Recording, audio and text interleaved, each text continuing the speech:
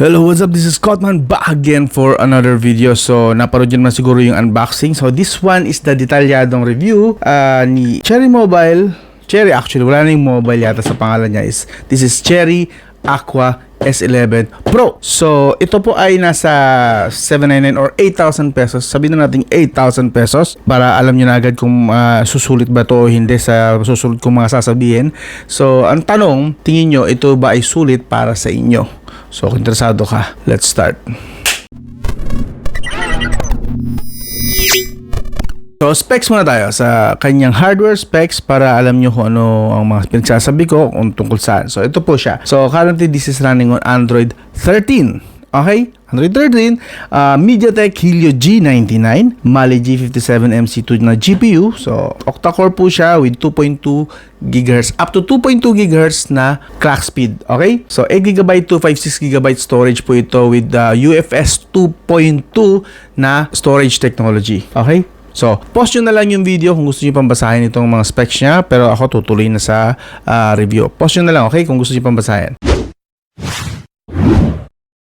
Sa build and design, so actually sumasabay siya ngayon sa trend kung ano yung uso ngayon. Not bad ha, flat edge din naman, not bad. Sa taas meron po tayo dito noise cancellation mic, meron po tayo sa kanan na volume rocker and power button, and then sa baba nandito naman yung kanyang main speaker, USB 2.0 na type C, main microphone, meron tayong headphone jack. Sa kaliwa naman, makikita natin dito yung hybrid na SIM tray. So that means dalawang SIM card, walang micro SD card, or isang SIM card, isang micro SD card lang. Okay? Pwede po yun. And of course, since may 256GB storage na tayo, hindi nyo naman na siguro agad kailangan na mag-upgrade ng micro SD card. So, pwede na po yan. Magdalawang SIM na kayo agad diretso kung gusto nyo. Alright? Sa likod naman, andun po yung kanyang camera. Yes, isa lang po talagang totoong camera dyan, the 64 megapixel, dalawang basurang camera, pero ipapaliwanag ko sa inyo or ipapakita ko sa inyo yung mga result mamaya kung ano yung kaya niya mga gawin, okay? And nandito po yung Cherry Mobile branding. Slightly fingerprint smudge magnet, pero hindi naman siya halatang halata agad since black ang napili natin. Alright, so in terms of design, maganda po talaga siya, and swak na swak siya for 2024 smartphone designs din talaga, okay? Solid! Sa display naman. Sa display, meron tayong 6.7-inch Full HD+. Yes, 1080p po ito ha. 1080p, 120Hz. Kitang-kita naman. 120Hz screen refresh rate at AMOLED po. Yes, real AMOLED po na kalagay dito. This is Cherry Mobile. Pinag-uusapan natin. Improvement. Finally, sa 8,000 pesos, meron na tayong AMOLED from Cherry Mobile. You know, and tingnan nyo naman yung bezel. So, symmetrical. Well, almost symmetrical. Kung nitpicking lang pag-uusapan, slightly lang naman na makapal ng bahagya ang top and bottom na bezels. Pero, kung titignan mo lang ng casual, mukha namang symmetrical talaga yung kanyang bezels. Solid na solido. Pang premium na ang bezels ngayon ni Cherry Mobile. Ewan ko na lang kung may marireklamo kayo pagdating sa design ng display. Sa display pa rin tayo. Tinest natin to sa labas syempre ng bahay at tingnan natin kung okay ba yung brightness niya. Since hindi naka-indicate sa website mismo ni Cherry Mobile kung ano yung brightness na available, tansya ko lang nasa 450 nits to 500 nits ito. Nakikita naman, viewable naman kahit na tanghaling tapat. Pwede na. And magagamit naman ito just in case na gustong gamitin ng mga tropa natin, mga riders sa labas, or mga tropa natin na talagang gumagamit ng smartphone sa tanghaling tapat kasi yun ang requirement ng trabaho nila. Pag pumasok tayo sa settings, regarding pa rin po ito sa display, yes, meron po tayo dito always on display just in case na gusto nyo po na nakikita nyo pa yung oras kahit na naka-sleep or naka-turn off yung screen. Yes, naka-always on display since AMOLED naman po ito. And you can choose iba't ibang mga style, 1, 2, 3, tapos pwede nyo palitan yung kulay just in case na anong gusto nyo, pwede nyo palitan yung kulay doon. And of course, meron po tayong color mode temperature. Pwede nyo pong i-switch to normal lang kung ayaw nyo nang masyadong matingkad yung kulay. But syempre, personally ako, prefer ko yung vivid na kulay lang. So, meron ganito na siyang settings within the display settings. Alright? And dako tayo sa refresh rate saglit. Meron po tayong tatlong settings para sa screen refresh rate. Dynamic, this means hindi siya always or hindi siya madalas. Hindi naman always na always. Hindi siya madalas mag-i-stay sa 120Hz. Pag supported lang ng app, yung 120Hz screen refresh rate, mag-120Hz siya. Sa high naman, almost always Kasi may mga times pa rin during my gameplay na kaya lang ng game is 60, magsi-60 siya. Pero kita nyo naman, hindi siya halos nababa ng 120Hz screen refresh rate using these settings, high refresh rate. Okay? And then, meron tayong standard kung gusto nyo talaga 60 lang ang mas tipid sa battery. Okay? Kung okay lang sa inyo, hindi naman kayo maselan, 60Hz refresh rate, pwede na po yan. Pero siyempre, during this whole review, naka-fix po tayo sa 120Hz screen refresh rate lang para smooth talaga ang pakiramdam. Again, this is review So, kailangan i-max out ko hanggat maaari. Hindi naman totally max out, pero kailangan i-test natin kung hanggang saan talaga ang kaya niya.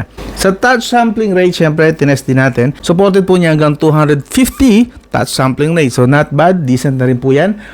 Widevine level 3 po. Widevine level 3 po ang kanyang security. So that means kung installan nyo po ito ng Netflix, expect na hanggang 480p lang yung standard definition na video resolution na mapapanood nyo. But that's still watchable pa rin naman po kahit na 480p. Don't worry. Sa multitouch, supported po niya hanggang 10 multitouch. So sa mga naglalaro po dyan ng Mobile Legends, Call of Duty at kung ano pa na pwedeng multiple fingers ng sabay-sabay, 10 multitouch kaya. Alright? And kung usapang quality ng display naman, tingnan nyo naman kung gaano kabuhay na buhay ang kulay dyan. Ang ganda, ang sarap manood dito ng movies and even animations kung talaga matingkad ang kulay. Yes, eye candy po talaga pagdating sa kulay. That's pure AMOLED experience talaga. Solid. Good job and congratulations kay Cherry Mobile dito. Oy, hindi po ako dito bayad. Binili ko po ito. Baka sabihin nyo kaya pinupuri ko kasi bayad ako. No. Binili po natin yan fair and square. So kung ano man po ang sasabihin ko rito, yun po talaga ang findings ko. Walang halong bola. At kung sinabi ko man na negative, yun din po yun. Yun talaga ang findings ko. Hindi ko po babaguhin yun. Alright?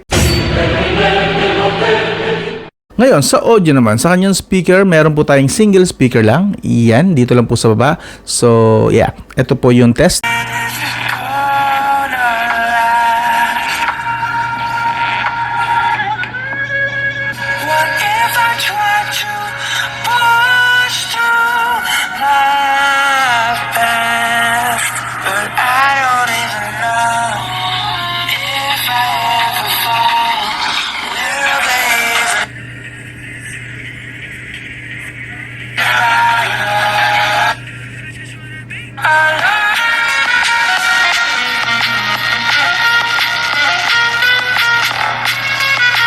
So yun, para sa akin, okay naman, may loudness naman siya na maaasahan kahit pa paano, good for room, and slightly pwede na rin usable.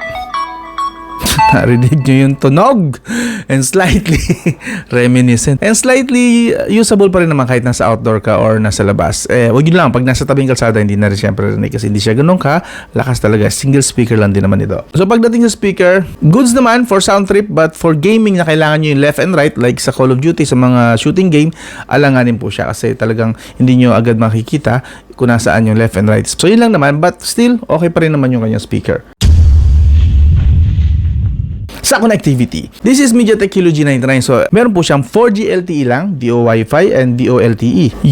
Meron po siyang VO LTE and meron din siyang pantawag ng gamit ng Wi-Fi o VO Wi-Fi. Yes. Of course, sa Wi-Fi, meron din siyang 2.4 GHz and 5 GHz. Currently, nakakonect tayo sa 5 GHz ng Wi-Fi at ito po ang kanya mga speed test. Papakita ko lang sa inyo. Sa Wi-Fi, okay po siya. Nasa average, decent naman siya. Nakukuha niya yung 260 Mbps. At least max yung nagamit ko sa kanya. Pwede na po yan for 5 GHz Wi-Fi. Kaso nga lang, mababa po yan technically. Kasi ang maximum ko rito is around 500 to 800 Mbps. But 260 Mbps, hindi na rin masama kahit paano. Sa mobile data, yun, medyo hindi siya ganun kalakasan. Hindi siya lumalagpas sa akin sa 10 Mbps dito sa area ko. Pero take note na ha, na nililinaw ko naman na mahirap naman po talaga ang signal dito sa area ko. That is why hindi ko masyadong inaano dito yung test sa bahay kaso hindi naman ako masyadong nalabas. So yeah, nakuha niya lang yata around 4 to 5 Mbps. Minsan, pero mas madalas 3 Mbps lang eh. Pero that is better na lang din kaysa dun sa mga Infinix na low end at saka Itel na around 1 to 2 Mbps lang nakuha. This one, good lang. Okay? Do not expect much dito sa mobile data niya. At least dito sa akin area ko ha. Kasi again, mahina po ang signal dito or internet sa area ko mismo kasi nasa dulo po ako ng village. Meron po siyang NFC just in case na naghahanap pa kayo. Yes, meron din siya. And meron din siya actually FM radio, DM radio pa nga nakalagay rito. Meron po siyang Bluetooth 5.2 and supported po niyang SBC, of course, LHDC, tsaka yung pinaka-lowest na aptX adaptive. Pwede po siya doon, okay? Sa Bluetooth. Sa GPS naman, accuracy po niya, in fairness, pwede ito sa mga tropa nating riders. Accuracy is 1 to 2 meters, pero most of the time 1 meters. So, sa mga riders natin dyan na tropa, kung gusto nyo na gamitin ng Cherry Mobile, just in case lang, kasi nasa 8,000 lang naman, pwede po, pasok na pasok po sa inyo ito, 1 to 2 meters. Kahit hindi riders, pwede rin po sa mga tropa natin dyan, ng mga drivers lang na gumagamit ng Google Maps at saka Waze. Ngayon, lipat naman tayo sa cameras. Sa camera, meron po tayong 64 megapixel main camera, 0.3 meron ko talaga. 0.3 megapixel daw and 2 megapixel na macro. So, consider natin yan na mga useless and basura, okay? Pero in fairness naman, totoo yung macro niya rito. Yun nga lang, talaga mababa nga lang yung quality talaga. So, yan. Check natin. Macro. Yan. Picture natin. Pakita ko lang sa inyo. And then, zoom, check natin kung maganda yung kuha. So, actually, medyo overbright pa nga siya ng konti, no? Yeah, that's the macro. And actually, medyo nagpo-process. Ang daming noise, oh. Yeah, may noise na siya. May mga grains na. Yeah, basically, hindi po natin magamit ang kanyang macro talaga rito. Hindi ganun kaganda. But, sa 64 megapixel, papakita ko sa inyo, dito naman siya nagsashine. Yes, ang ganda po ng mga kuha ng kanyang 64 megapixel na camera. And actually, pwede rin po siyang interpolate to 100 megapixel. Kasi meron po siya dito sa settings, kung papansin nyo, 108 megapixel. Yes, so ginamit din natin yan. Ang ganda actually ng result. So, yeah, pakita ko na lang sa inyo. Mahirap i-explain kasi ang ganda talaga. For some reason, nagagandaan ako sa kanya kahit na Cherry Mobile lang ito.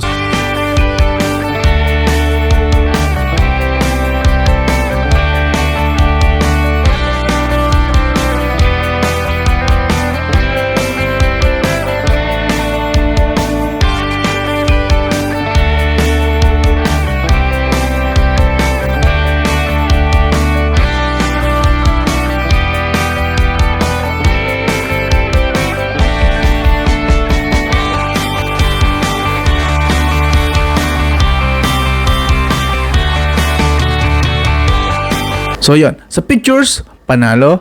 Pasadong-pasado po siya sa akin. I can say nga na hindi siya pang 8,000. Pwede nga siyang makit sa 10,000 to 12,000 ang price tag. Yung ganong kaganda mong kuha ng camera niya. Not bad, not bad. Okay na. Sa front camera nga lang, medyo aggressive yung processing niya. So, naka-beautify and medyo makinis. And for some reason, medyo soft talaga yung kuha niya sa front camera. So, yeah. Pwede na rin siguro to for basic na mga social media pictures. Pang gano'n. Pero, nothing really impressive about that. Yan po ang mga kayang gawin ng kanyang camera sa mga pictures. Okay? Ngayon, dito naman tayo sa video. Sa likod po ng video, rear camera, kaya niya po hanggang 2K at 30 FPS. Not bad. 2K at 30 FPS. Pero wala po tayong makukuha dito image stabilization. Either OIS or EIS. Wala. So, ayan. Pakita ko lang sa inyo yung sample. So, ito po ang kanyang rear camera. Obviously, wala tayong optical or image stabilization. Electronic image stabilization. Wala rin. Ganun. So, yan. Ito po yung kanyang kuha. Kamusta naman? So far I think okay naman by average, not really impressive, nothing grande sa kanyang quality as you can see. So yeah, kamusta naman yung kanyang microphone? Just in case hindi ko nabanggit, sa front camera 1080p lang po ang maximum naman at 30 fps. Wala pong 60 fps dito, lahat 30 fps. Okay? So yun, ito naman ang front camera. Obviously, this has full HD 1080p at 30 fps na quality or video resolution. Parang hindi maayos maganda yung focus. Anyway, parang hindi nga focus pero okay na. And medyo highly exposed yung likod. Dapat blue lang. And kung sa likod is 2K 30 fps, sa front is 1080p at 30 fps. Kamusta naman yung, ito yung pinaka-stretch ng kamay ko. Kamusta naman yung microphone? Okay ba? So, camera-wise, pwede na. Not bad. Yung pinaka-nagdala talaga is yung rear camera na 64 megapixel. So, lipat naman tayo ngayon sa battery. Okay? So, this has 5,000 milliamp hour battery. Okay? And 33 watts charging. Not bad. Yan ang sweet spot talaga ng lahat ng fast charging. Hindi nakaka-damage kasi hindi ganun kabilis, hindi ganun ka-aggressive at hindi nakaka-stress masyado sa charging ng battery and hindi rin ganun kabagal naman. So 33 watts. And that 33 watts is kaya niya i-full charge ang smartphone na to from 15% to 100% in 1 hour and 5 minutes. Minsan 1 hour lang. So, nag-average siya around 1 hour, basically. So, sa PC Mark naman, papakita ko rin sa inyo, of course. So, ito naman ang resulta sa PC Mark. Sa full brightness, ayun, medyo, mababa ang kanyang score. Actually, 6 hours and 14 minutes lang yung kanyang itinagal sa test ko. Yeah, that's below average kasi dapat ang average is again 7 hours pagka full brightness. So full brightness 6 hours and 14 minutes. So medyo malami ang kanyang optimization dito. Yan po ay full brightness Ngayon naman sa mga nagsasabi naman na bakit full brightness lang? Dapat test mo rin yung mga half brightness. Ito rin po meron. Sa half brightness 10 hours and 10 minutes. Sa half brightness pasok siya sa average naman. Okay, nakaka-endure naman siya. That's the minimum naman actually sa half brightness. Pasok. Sa full brightness, dun siya lumagpak. Medyo bagsak siya, below average siya. So, battery-wise, hindi siya ganon kakunat. Lagay lang natin siguro sa average level lang na kunat. Okay? And, siyempre, wala rin po siyang bypass charging. Just so you know. Wala rin siyang special settings sa mismong battery settings. So yeah, we can't do much about this. So, hindi focus masyado ni Cherry Mobile dito ang battery. Sa software at least. Ngayon, lipat na tayo sa performance. Sa performance, Antutu score 297,000. So, almost 300,000. And in fairness sa GPU, medyo may kataasan kahit paano. Okay? So, hindi siya kulelat sa GPU. Halos magkasing score sila. Malapit ang score niya sa CPU. So, ang translation po niyan sa mga games ay, sa Call of Duty Mobile, sinet natin siya sa medium graphics as default. Siyempre, default ang susundin lang natin dito. Except sa mga FPS. So, default, medium graphics, high FPS. Stable po siya in fairness sa 50 to 60 FPS. At ang temperature, 38 degrees Celsius. Not bad, diba? Not bad. So, ayan, average ni Call of Duty Mobile, 53 FPS. So, swak naman sa na-observe ko na 50 to 60 FPS at 38 degrees Celsius. Lipat naman tayo sa Genshin Impact. Ito actually not bad. Nakapaglaro ko na matino dito sa Genshin Impact. Hindi nga lang kataasan ng resolution, but overall, very much playable po si Genshin Impact dito. So, tinest natin. Of course, default, lowest graphics. Lowest lang po, pero siyempre switch tayo sa 60 FPS. Kasi tinitingnan ko kung kaya niya lumagpas ng 30 FPS ng stable or something. Of course. And then, siyempre, during the gameplay, ang dami kong tinanggap ng mga quest. Stable po siya around 30 to 40 FPS. Not bad. Pero yun nga lang, may mga napansin lang ako na random frame drops sa hanggang 25 FPS. Random lang naman siya, hindi naman siya madalas. Siguro nahihirapan lang siya at times kapag medyo masyadong yung mapa. But overall, okay naman siya. Nag-reach po yung temperature. Pinakamataas po for mahigit 1 hour na gameplay. Pinakamataas niya po in fairness, 41 degrees Celsius. Yeah, that means hindi siya prone sa overheating. Yes, ang sarap maglaro dito, okay? Kung madjadjagaan nyo yung mga random, sobrang bira naman na frame drops, pwede nyo pong laruin ng Genshin Impact dito. And yan, I can show you naman, 32 FPS yung average niya. Yeah, medyo may kababaan, but minsan makikita mo siya umakit ng 45 pagka medyo maayos yung mga eksena. Lipat naman tayo ngayon sa Mobile Legends. Sa Mobile Legends, nakaset po siya sa Super FPS and Ultra Graphics. Ito maganda dyan, medyo nagpa-fluctuate siya pero around 60 to 85 FPS po ang kanyang average. And sa temperature, 40 to 41 degrees Celsius. Hindi po siya nag-overheat. Not bad! So yeah, nakakapaglaro ako dito na maayos and nakapag-finish naman ako ng kami ang may victory. Yes. Okay din dito maglaro. Pwede na, not bad. Okay, solid na solid. Ang papakita ko sa inyo sa Mobile Legends, 65 FPS yung kanyang average. Okay? Yeah, like I said, nagpa-fluctuate siya, medyo dito akit siya ng 80 FPS tapos pabagsak din siya ulit papuntang 60. So yun, medyo all over the place siya ng bahagya, pero that's smooth na, 60 FPS tapos minsan umakit ng 80, not bad. Ngayon, lipat naman tayo sa PUBG Mobile. Sa PUBG Mobile, grant tayo sa HD graphics. Yes, HD graphics and high FPS. Stable naman po siya sa 25 to 30 FPS. Papakita ko lang din sa inyo. And ang temperature niya actually mababa lang. Nasa 38 degrees Celsius lang. Ayan, 27 FPS yung pinaka-average niya. And tinry din natin of course ang gyroscope niya. Ayan, okay naman siya. Actually, nagagamit ko siya na maayos. Very responsive. Konting delay lang po ang nakikita ko during gameplay sa racing game na to na Need for Speed. Not bad, pwede na. And of course, ito naman sa medyo mabigat talaga na shooting game is Farlight 84. Default po niya is smooth graphics pero nilagay natin sa extreme FPS, medium resolution, alright? So yun, nilaro natin, stable siya in fairness around 70 to 95 FPS. That's 70 to 95 FPS. At ang temperature, 40 degrees Celsius lang po. Not bad, diba? Solid. Okay na okay. Papakita ko na din sa inyo, ito, ayun o, average 73 FPS. So medyo may bagyang nag-fluctuate bandang dulo but that's okay pa rin naman. That's at least sobra ng or mas mataas sa 60 FPS. Solid. Solid sa performance, hindi na masama sa thermal din kahit paano. Okay, basta wag nyo lang talagang isasagad-sagad na OA na yung settings. Sundin nyo lang yung default most of the time. Pwede na. Makakasurvive na kayo at hindi nyo agad madadamage yung battery nito. At hindi nyo rin matitrigger yung overheating. Okay? Ay, sa special function punta tayo. Sa special function po, meron po tayong sensor calibration dito. Natutuwa naman ako. So kapag ka nagloko yung kanyang gyroscope, may proximity siya and horizontal calibration. So yung horizontal calibration, makakatulong po yan sa gyroscope para ma-maintain niya kung alin talaga yung level ng yung pinaka-level ng horizon. So that's nice. So yun. Yan, papakita ko sa. Yan. So meron siyang ganun. So yan. Yan ang tamang calibration. So click nyo lang yung calibrate para sa proximity naman dito yata yan sa taas kung hindi nagkamali. And then meron tayo sa display naman. Meron tayo ditong edge lighting. Ano yung edge lighting? Ito ay nagre-react sa notification. So yung ganito siya, pwede yung palitan yung kulay. Yeah. So pag nag-notify, naka-off on screen kunwari. So ito yung magbi-blink. So malalaman mo na may dumating na message, call, or anything. Syempre, kailangan mong piliin dito sa select app, kailangan mong piliin yung app na gusto mo na mag-react yung ilaw na yon.